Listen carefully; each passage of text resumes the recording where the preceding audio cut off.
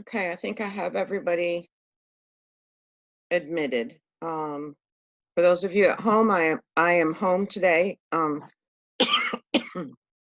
Excuse me. That's not why I'm home today. I just have a lot of brain fog and I need to rest. Um, all right, so let's just go ahead and get started.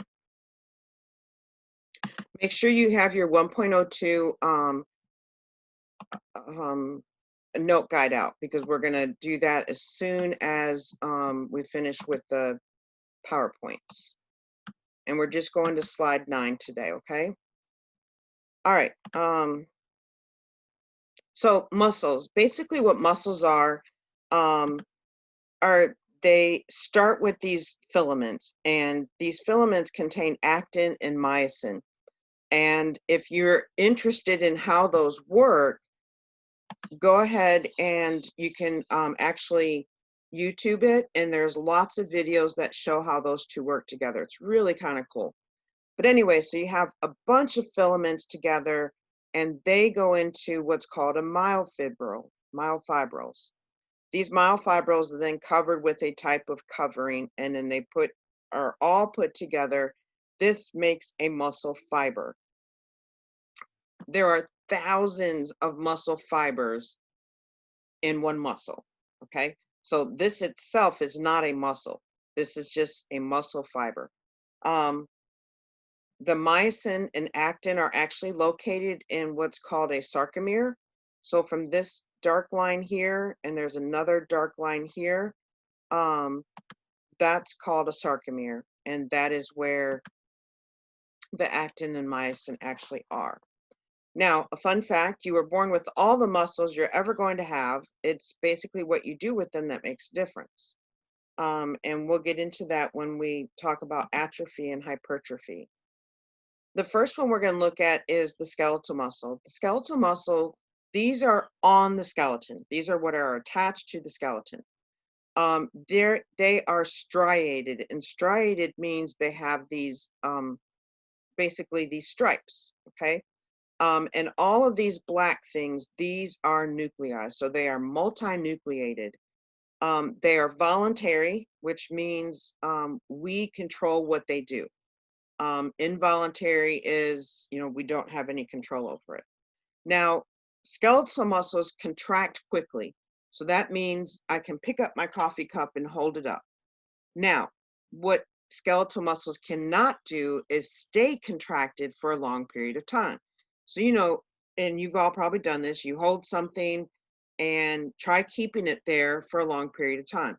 What starts to happen is maybe you start to shake a little bit, and before you know it, your hand is starting to go down. And that's because they cannot stay contracted for a long period of time. They fatigue easily. Now, the skeletal muscles are what do pretty much the main function of the main function of the muscular system, and that is to produce body heat and energy for the body. It also helps to maintain our posture. If you remember, the skeletal system also had posture in it, but that's what kind of um, gives us that stable point. The muscles is what gives us our posture, whether it's, shoulders back or whether we're hunched over. And they also help to protect internal organs. So whereas the skeletal system, the cranium helps to protect our brain, and the ribs and sternum protect our heart and lungs, there's no bones that protect our abdominal contents. This is where the skeletal muscles come into play.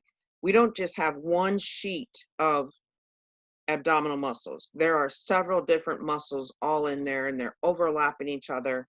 And we'll get into that when we talk about the muscles. All right, cardiac muscle. Now, this muscle is only found in the heart, nowhere else but the heart. They also have a striated appearance. You can see these stripes in here. This right here is called an intercalated disc. Sorry about that. Here and here, these are intercalated discs, and they are only, again, found in the cardiac muscle, and they help with the electricity of the heart. So as one cell gets a stimulus to contract, it just goes throughout our heart muscle. And these intercalated discs help to kind of keep that all under control. The cardiac muscle is involuntary. It's a good thing we don't have to tell our heart to start and stop. That would not be good.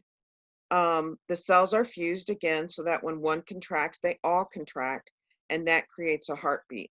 The other thing with the cardiac muscle is that it's branched. So if you see this, here's one muscle. One muscle fiber. Let me put it that way. Here's the nuclei. It branches. This one branches off 3 times here and then over here. This one, you can see it kind of comes down here, goes over here a little bit. This one, the same thing, goes that way and then goes that way. You will only find this in the cardiac muscle. The next one is our smooth muscle. This is not a diagram. It looks like one. It is actually a slide. It is smooth because there are no striations. I mean, look at it. It just looks smooth when you compare it to the skeletal muscle. Smooth muscle is also called visceral muscles. The reason being is VISC is the root word for organ. So smooth muscles are found in the organs. So if you can remember, visceral muscles, organ. Smooth muscle is involuntary. They are located in our digestive system, the uterus in the females, and then in our blood vessels. They only have one nuclei. Now these ones, they don't act, remember the skeletal system act quickly. You can pick up a pencil, that's quick. Whereas the smooth muscles are slow. So when you have breakfast this morning, it's going to take about 4 to 6 hours for that food to go from your esophagus into the small intestines. And that's just going through the esophagus and stomach. So that just kind of tells you how slowly these things act. They do not tire easily, and they can remain contracted for a long period of time. Now, the contraction in a smooth muscle is not the same, and take this lightly, please. It is not the same as a contraction of your skeletal muscle. So if you all right now flex your bicep, that bicep is going to be hard. When our smooth muscles contract, they're not hard like that. They're contracting in a way to move food through the digestive system. So it's not like we swallow something and it just kind of goes plop into our stomach. It moves through a process called peristalsis. And that is the contraction of the smooth muscles to move it from, again, the back of our throat into the esophagus, all the way through our digestive system to our anus. The sphincter muscle. This is also called a dilator muscle. To dilate means to get bigger. To constrict means to get smaller. So this is a special circular muscle, and it dilates, but then it goes back to being closed again. So it does dilate and constrict, but it's known as a dilator muscle. This is a picture of two, the esophageal sphincter here and the pyloric sphincter here. Now, they are named for the esophagus, and in this region of your small intestine is the pylorus, okay, just this small little region here. These muscles, so, the food you ate this morning cruises on down through peristalsis. This esophageal sphincter, also called the cardiac sphincter because the heart is right there, opens and the food goes into your stomach. It then closes because the gastric juices within your stomach, some of it, or it all contains hydrochloric acid. Our stomach can tolerate that hydrochloric acid, but the esophageal walls cannot. So if you feel like you have this burning in your chest, that's called heartburn. And that's because some of the juices, for whatever reason, have escaped through the esophageal sphincter and have entered your esophagus. Your esophagus cannot handle that hydrochloric acid. Done a lot, severely, can actually damage the esophagus and create an ulcer, and then can actually create a hole, and then boom, you've got gastric juices going out into your thoracic cavity, which is right in this area. Okay, too much talking. It is voluntary and involuntary. These ones specifically are, involuntary. The ones in our urinary system, we have one that's involuntary and the other one that's voluntary. And that's the one we learn to control when we're potty training. And so, you get that urge to go to the bathroom, the involuntary one opens, and your voluntary one, you are able to close it so that you don't urinate in your pants. All right, we've talked about connective tissue before. This one is tendons. Remember, ligaments, bone to bone, tendons, muscle to bone. So you can see right in here, that's the red is a muscle, the white is a tendon. So this muscle is attached to not only your patella, but it comes around to your fibula and your tibia. This is your tibia right down in here. These muscles, I think it may be your tibialis anterior. You can see muscle, tendon, and it actually wraps around to the back of your femur. Femur is right in there. Fasciae. So again, here is a muscle fiber, one muscle fiber. But remember, within that one muscle fiber are thousands of microfibrils. And those go together, and then it's wrapped in a type of fascia, and then it's put together into that. And then that's wrapped, and then a bunch of these are wrapped, and that's what creates a muscle. So the fascia, and they have different names. I think this one on the very outer one of the muscle is called the perimysium. So that is fascia, or fasciae. Okay, characteristics of muscles. So I got pictures for all of these characteristics. The first one is contractility or contractibility. What this characteristic does, it is allows the muscle tissue to pull together. So, if you made your flexion earlier, like I asked, that muscle, the bicep, got shorter and thicker. And you can do it again now. So if you have your arm extended, meaning just you have it out, you can see that your bicep is kind of flat. Now, if you flex it, meaning you were going to bring it closer to your shoulder, that bicep, you can see, gets shorter, and then it grows, bigger on some people. So that it's getting thicker. That's contractibility or contractility. Excitability is the ability to respond to a stimulus, or it's also called irritability. On this one, think of your little brother or sister who irritates you, and they're poking at you, poke, poke, poke, poke, poke. And then what do? You turn around and you yell at them. That is because you got excited from them irritating you. That is what our muscles can do. So in this case here, we've got our hand is touching the hot stove. The hot stove is the stimulus. Our muscles become excited and it moves it, okay? A lot of that is muscle memory too. You'll actually remove your hand from fire or the hot stove because you know it's hot, even before you feel it. Okay. Extensibility is the ability to be stretched or extend. So this young lady here, she is showing us extensibility. Elasticity is the ability to return to its original state. I have a bunch of rubber bands here. We know if we take a rubber band and stretch it, it's going to go back to its original size. A balloon, same way. Well, a balloon doesn't really go back to its original size, does it? But I'm going to use a balloon to talk about the urinary bladder and elasticity. So the urinary bladder is made up of smooth muscle, and it has the ability to grow large. When there's no urine in it, it's small. But as urine fills it up, it gets bigger. Now, if you hold your urine and don't go to the bathroom, some people, oh, I don't like going to the bathroom at school, or I can only go to the bathroom in, my own home. What happens is your bladder goes past that point that it's supposed to.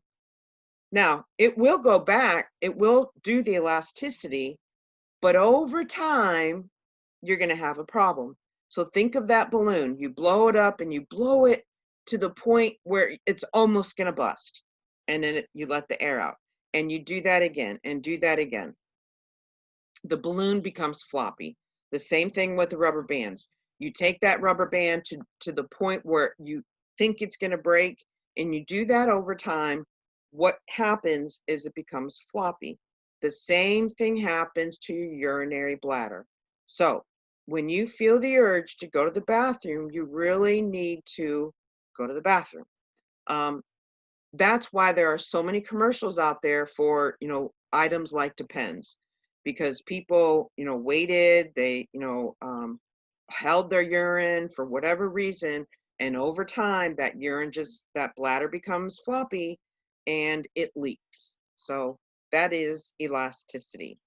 Now, this last one is tone. I've got a picture of a bunch of guys here. I thought that more appropriate than having a bunch of ladies up there in their bra and underwear. Tone is the normal level of firmness, or your muscles at a slight contraction in a resting state.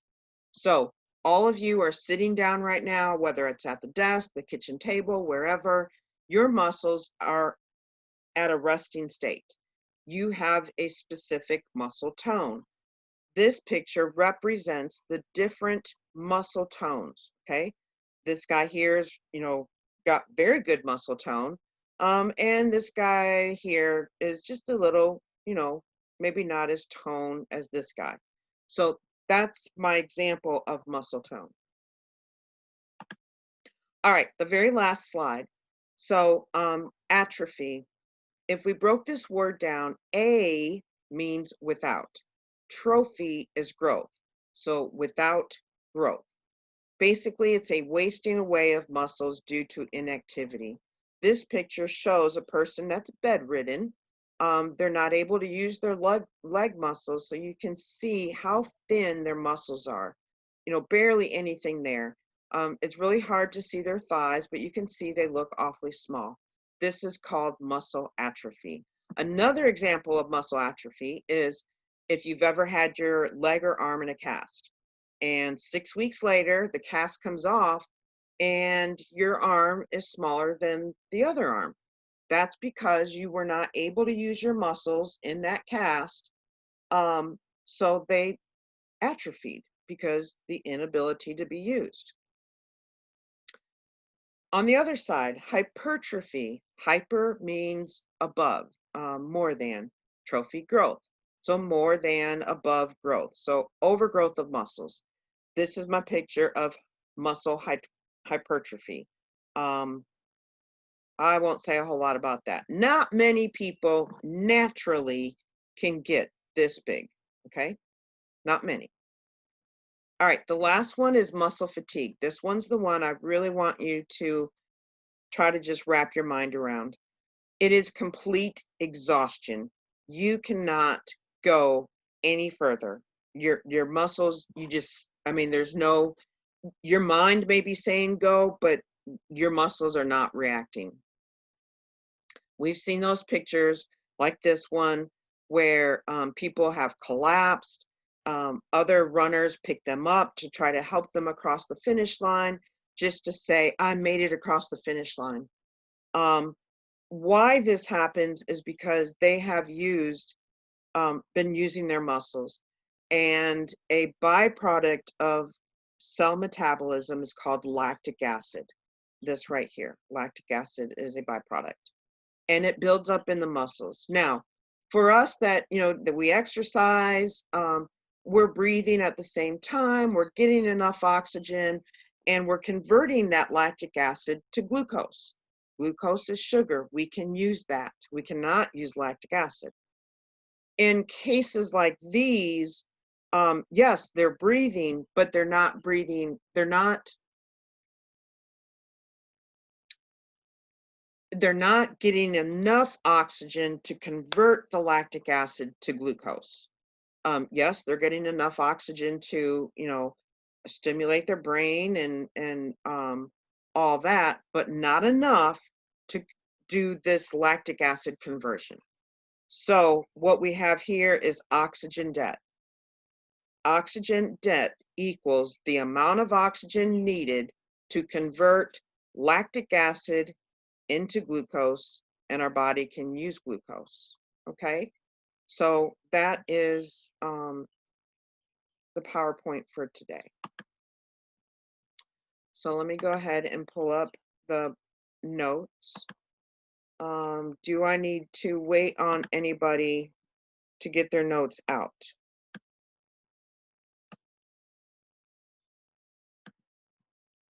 Everybody's good?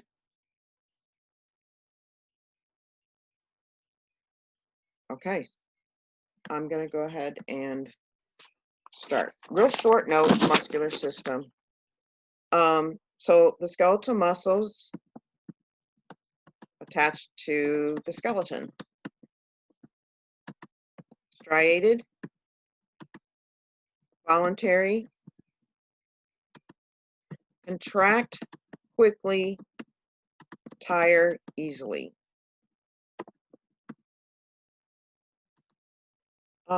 Lack the ability to stay contracted for a length of time. Goodness, if you guys just heard that, that was my belly saying, feed me breakfast. Okay, cardiac muscle found only in the heart. It is striated, branched, has intercalated disc, involuntary, cells are fused, one contracts, they all contract, and that creates the heartbeat.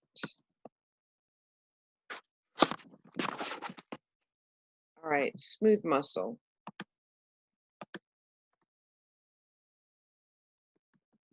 Visceral. Let's see. Goodness, that is my tummy again. VISC means organ. Visceral muscles. These are involuntary, non-striated,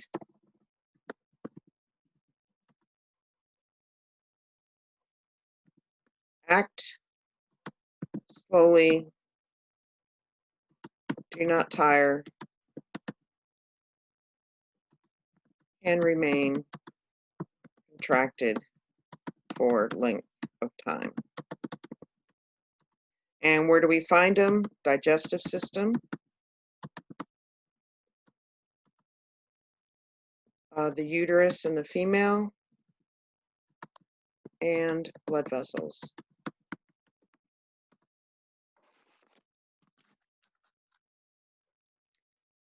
Okay, sphincter muscle,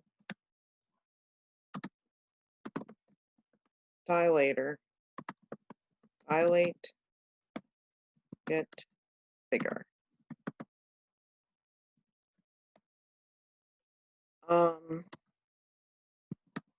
Special circular muscle, opens and closes, allowing passage of substances. It is involuntary and voluntary.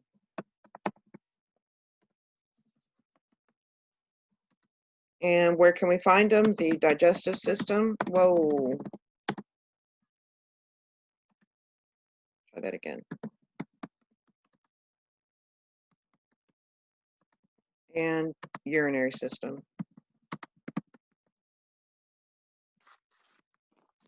Okay. Oh, now my stomach won't stop. Tendons. Attach, muscle, bustle. Attach muscle to bone.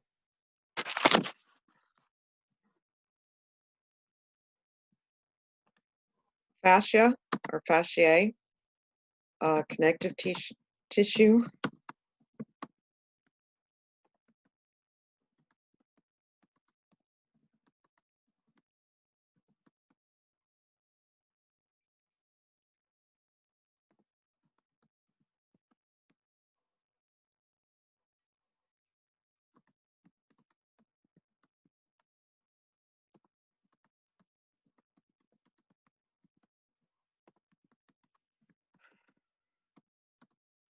All right, connective tissue, sorry, mine was connective tissue, wraps around muscle fibers and muscles. So I put the muscle fibers in there because there is a type of fascia that does wrap around each individual muscle fiber and in the group of muscle fibers and in the muscle itself.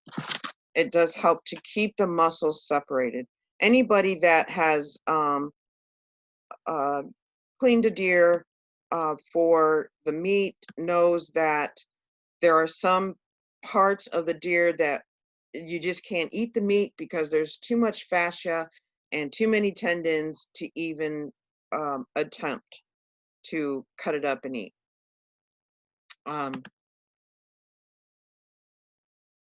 Yes, ma'am. Oh, okay. Can you go back up right quick? Go back up. Yes, please. Okay. That was pretty cool. I never saw somebody raise their hand before. All right, let me know when you're finished. So yeah, my family are all hunters and I've cut up meat, the deer meat, bear meat. And there are just parts that, again, if you try to cut it up and eat it, all you're gonna do is chew, chew, chew, chew, chew. Because this stuff is just too hard to try to eat.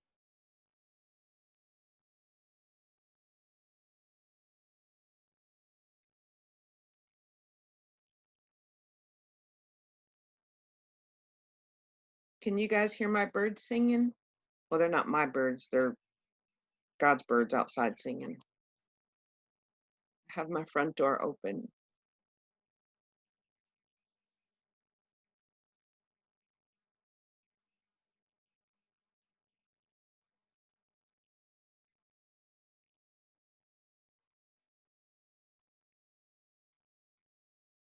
Okay, are we ready? Yes. Okay. Are you sure? You kind of sounded hesitant. Okay, we can go back. All right, contractibility.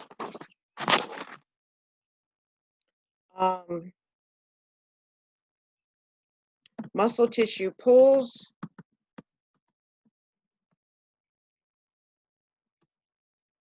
Shortens and gets thicker.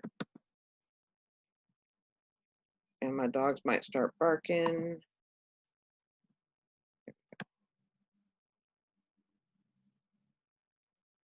Okay.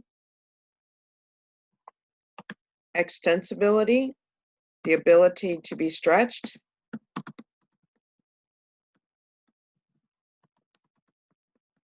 So remember the little girl stretching. Try to, get those pictures in your mind too, because these three are the hardest ones to remember. So extensibility, the little girl is stretching. Okay, go moving over here to excitability. Respond, ability to respond to a stimulus.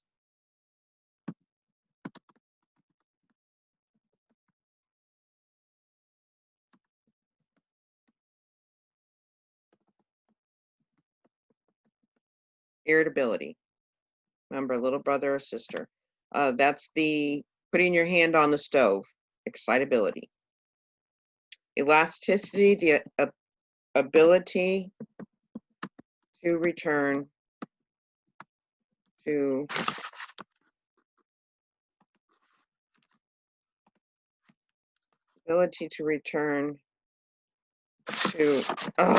paper.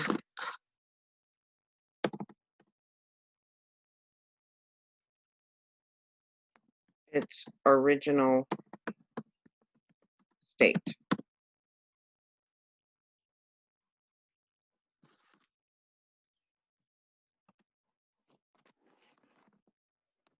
Muscle tone. So think about, the guys, all of them all standing there together, the different tones.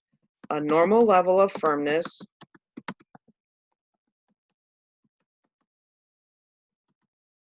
slight contraction, and a resting state. Resting state means like what you guys are doing now.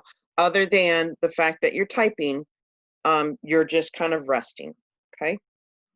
I'm gonna move on down here to atrophy.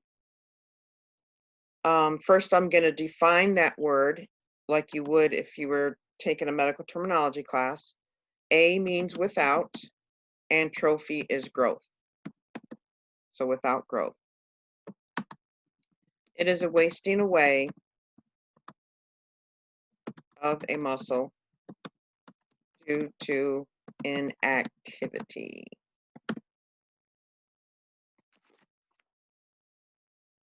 I'm going to skip muscle fatigue for a second and go to hypertrophy. Again, I'm going to define it like you would in a medical term class. Hyper means above, and then trophy is growth. I know that doesn't make sense, above growth, but that's how the word is broken down. You can have more than growth, but hypertrophy is above growth. So basically an overgrowth, sometimes my computer likes to do its own thing. Overgrowth of a muscle. And then the last one is muscle fatigue. It is complete exhaustion.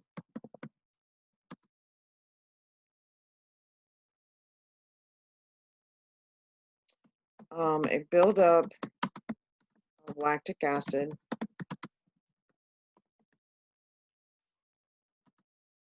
which is a byproduct of cell metabolism.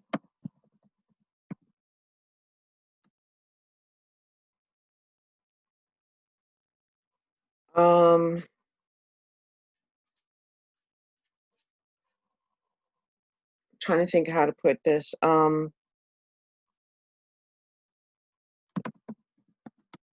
Let's take in, must rest and take in enough oxygen, O2 is oxygen, to convert lactic acid into glucose. Our body can use glucose. Oxygen debt. I'm actually going to, well, hold on, I'll come back and do that. Oxygen debt equals the amount of oxygen needed, O2 is oxygen, amount of oxygen needed to convert lactic into glucose, lactic acid into glucose. All right, so because this is a term within our notes, let's bold that. Okay, goodness, got my little dog here. When I finish here, I'll show you guys a picture of my doggy.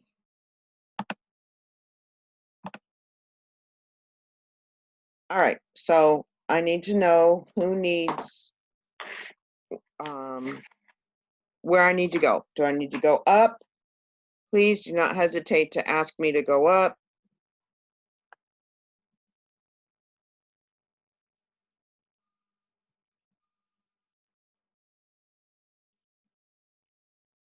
Wow, 22 participants.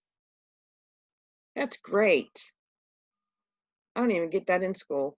Last year, I'll talk for a second while I'm waiting for somebody to respond to me about moving my chart here. I had 2 Zoom meetings. One, I think the students decided 10 o'clock was a good time, and then the second one was 2 o'clock. So my 10 o'clock one, I would actually have anywhere from 45 to 55 students.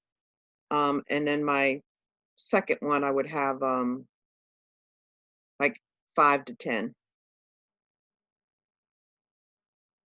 All right, so everybody's good on the notes. I don't need to go back up. I can close this out. I can stop sharing.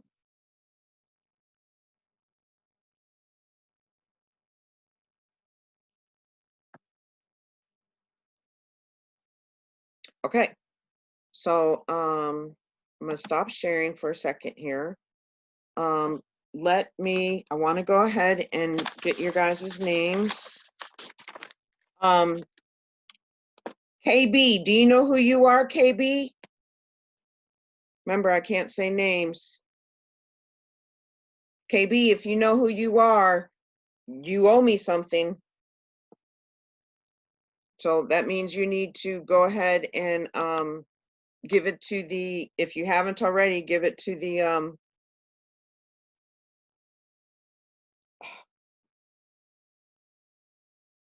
sub. Okay, give me a second, please.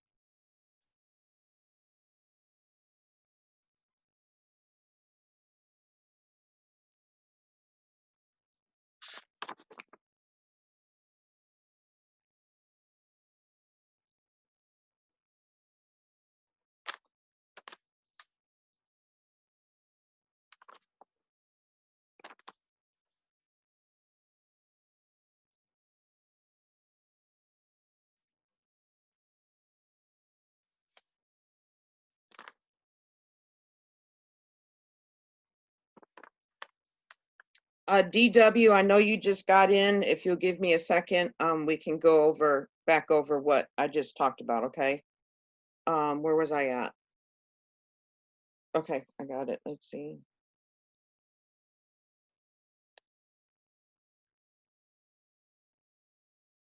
Thank you guys for coming. I really appreciate it.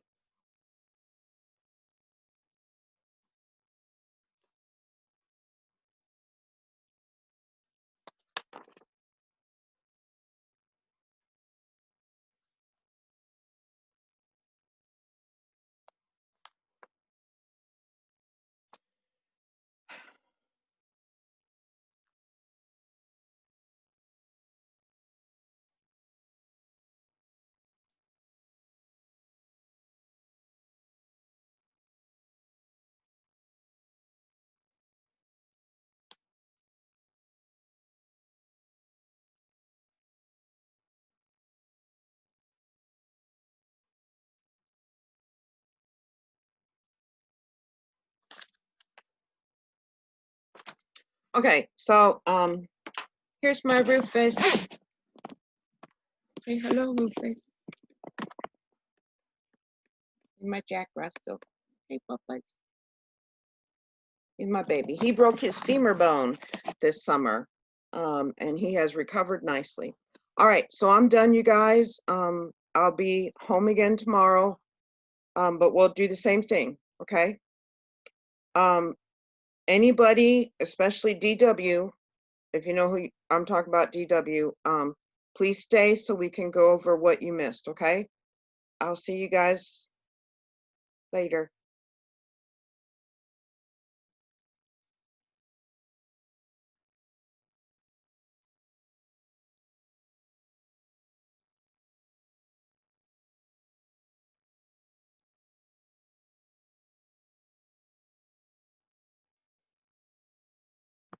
Let me see what we got here.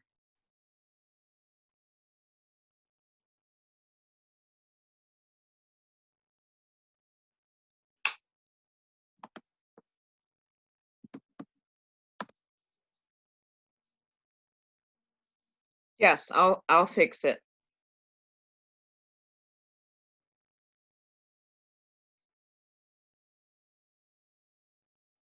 Okay, so DW, I'm gonna go ahead and share my screen, okay? Everybody else, unless you wanna stay for a second round, I'm just gonna kind of go over what DW missed. And I'm saying DW because, you know, I can't say names. Actually, and I'm gonna stop